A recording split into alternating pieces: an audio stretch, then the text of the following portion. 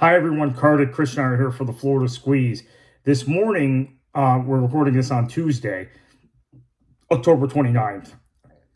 This morning, Nikki Fried, the chairwoman of the Florida Democratic Party, gave a remarkable press conference where she said that everybody, I'm paraphrasing here, but basically the takeaway was everyone's overreacting to the early voting numbers. And the early vote is actually plus 1 point for Harris based on a poll that was done, and that everyone is going to be surprised about Florida 7 days from now. This is remarkable given the evidence that's in our face in terms of numbers. And Nikki Fried and people around her did this 2 years ago also when they were running in a Democratic primary for governor against Charlie Crist. They kind of flooded the zone with what only can be thought of in hindsight as fake polls, and pointed to the race being in a dead heat, a slight Fried lead, which was completely flying in the face of the evidence that I saw on the ground, and most of us saw on the ground. I was far from the only person who called it out. And in fact, our friend Dave Trotter at Voting Tread, he did a live stream the night of the Democratic primary in Florida in 2022 and shut the stream off after 5 minutes because after the first 5 minutes of returns, Charlie Crist was so far ahead and it was so clear that this was going to be a landslide that there was no point. So those polls were wrong, and the instincts of the people around Chairwoman Fried, or at the time Ag Commissioner Fried, were wrong. And Crist won that nomination by 25 points or so statewide. So based on that, you have to be skeptical, and you have to be skeptical looking at the numbers. But,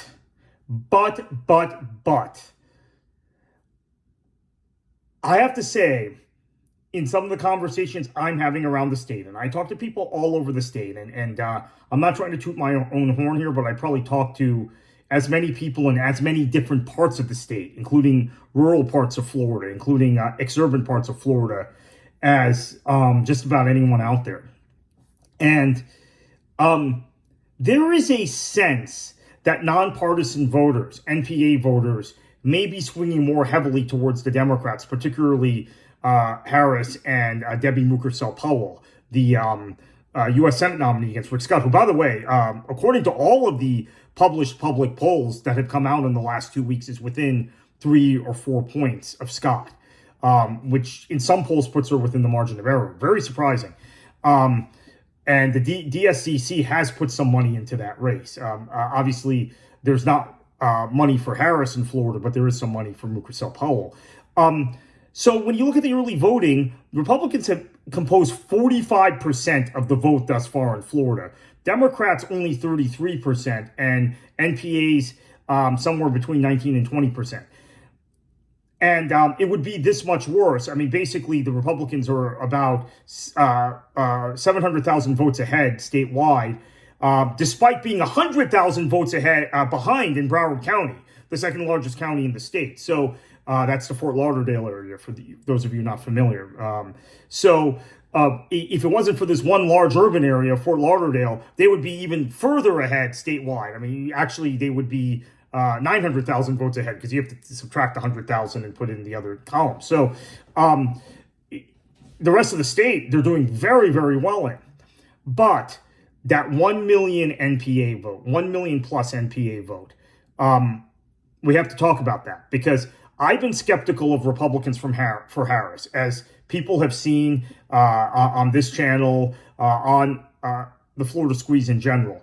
I think it's overblown. We see that in the polling. I think there are a lot of connected Republicans, politically inclined Republicans, who were Bush Republicans or Romney Republicans or McCain Republicans. Sure, they're voting for Harris, but that's those are political insiders and very well-informed people. The average Republican voter, I think there will be as few who vote for Harris as the number of Democrats who vote for Trump. In fact, there might even be more Democrats in Florida that vote for Trump than Republicans who vote for Harris. Truthfully, that might be the case. So then it's over, right?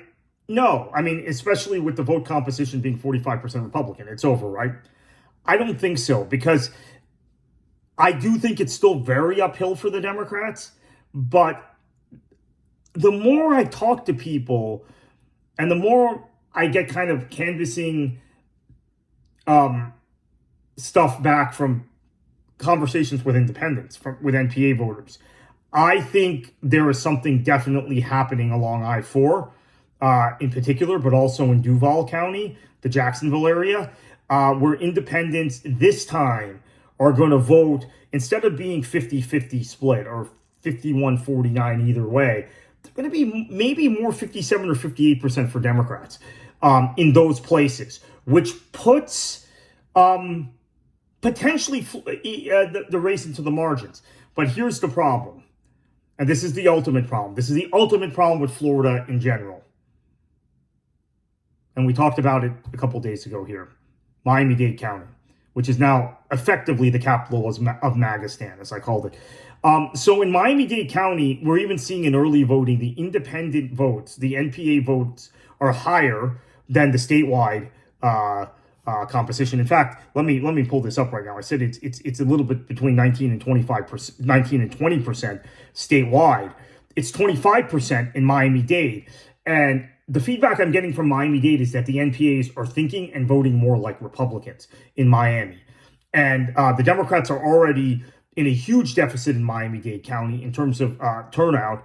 Republicans are about 32,000 votes ahead as we close the day here on Tuesday, which is shocking in an urban county anywhere in the United States, and is even more shocking in a county where there are more registered Democrats, which Hillary Clinton won by 30 points in 2016. 30 points.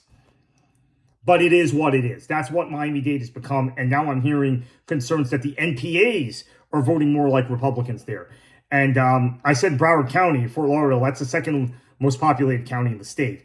It's second to Miami-Dade. So Miami-Dade County is the problem. And otherwise, there would be a chance.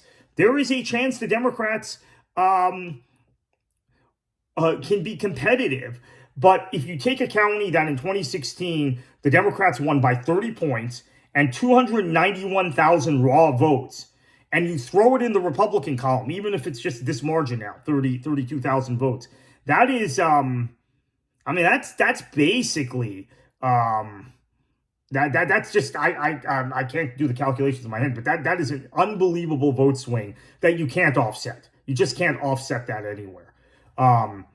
You might not even be able to offset that nationally in some cases, right? It's such a big chunk of votes. Well, nationally you could, but you can't within a state with 22 million people. So, yeah, that's the state of the race right now. I mean, Fried said some things this morning that I thought were out there, and her credibility is going to be tested, because she said, come back to us in 7 days.